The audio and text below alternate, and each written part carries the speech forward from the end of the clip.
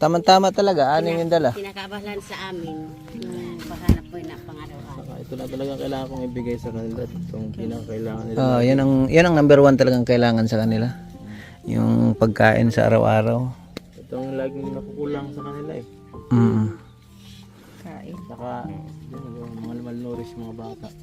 Kaya nga. Mapayat yung bata na. Hindi pa kami nalugaw sa yan siguro. Kawawa sila dito. Hirap din. Yung iba mga... Buti nga Papayds, binalik-balikan mo talaga sila dito ay. At kawawa talaga ang sitwasyon nila. At least every 2 months nabigyan ko ng ganito tulong dito. Ayos no. Yung binigay mo, yung counting binigay mo ng Yata 4 na sako yata sa ganito yun. Saka yung pera baga na binigay mo sa akin, binigay ng bigas, tapos ulam. Tapos ngayon, salamat tayo. Paano pala kung wala tayo dito sa saan tayo magpaparak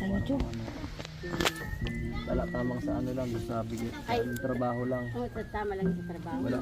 Hindi na malagpas dun sa tinatrabaho namin. Hindi lagi kayo ditong gutom. Yun lang ang inaano namin. Ilang taon mo na to sila nalagaan dito Papayds? 1 taon na. Ay, isang taon na. Ayos ano. Isilong mo muna yung anak mo doon. Init. Hindi pag mayroon din akong dito rin ako papasyal. May birthday ka. Gaya nung birthday ko, Daming manidi. nakarating ako sa Kalabasa, namigay ng yung 'di ba may tribo din doon? Nakakarating ako doon dahil hindi naubos doon sa bago dumating na bagong silang, hindi naubos doon ay. Yan ang mga project ko eh. Ito yung second home ni Oo. Kalingap Edo. Oo, dito isa akong katribo nila ako eh. Inaalagaan ko tong tribo ko dito. Yan ang the best talaga Papayds. Oo. Yan ang inaano. Meron pa dun sa Kalabasa. 2 na ang tribo ko dito. Parang 2. Doon pinupuntahan mo rin 'yan doon. Ayos ano. Ganyan lang kasimple si Papayds mga kalingap Kahit man mga ano lang. Kahit kunting biyaya basta makapag-share ba. Oo. May mga damit din kami sa bahay eh. Kailangan ko na lang ng partner nun. Dalhin ko rin dito pag mangyari yun. Makapag-share lang ng biyaya.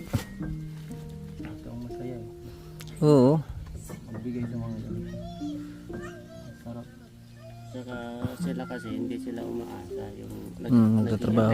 Kaso lang yung ano talaga nila, kapos lang talaga. Kasi parang wala kasi sila pinag-aralan kaya yun ang problema. Hindi walang nararating yung ano nila, yung paghihirap nila. Sila sa pagiging masipag.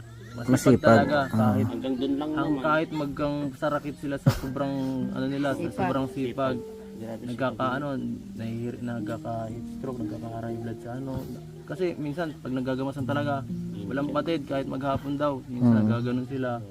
Tapos yung sahod magkano lang yan siguro sahod? 200 lang yata. Pambihira yan. Tapos ganun. Wala talaga sa minimum Tapos wala talaga kasi binabarat sila dito. Minsan kasi sinasamantala din ng mga ibang tao. Baka yung iba baka papakainin lang eh.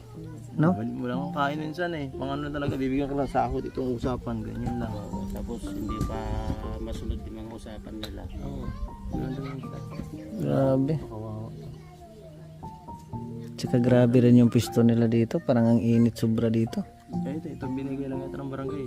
Ito lang binigay ng barangay. At least meron.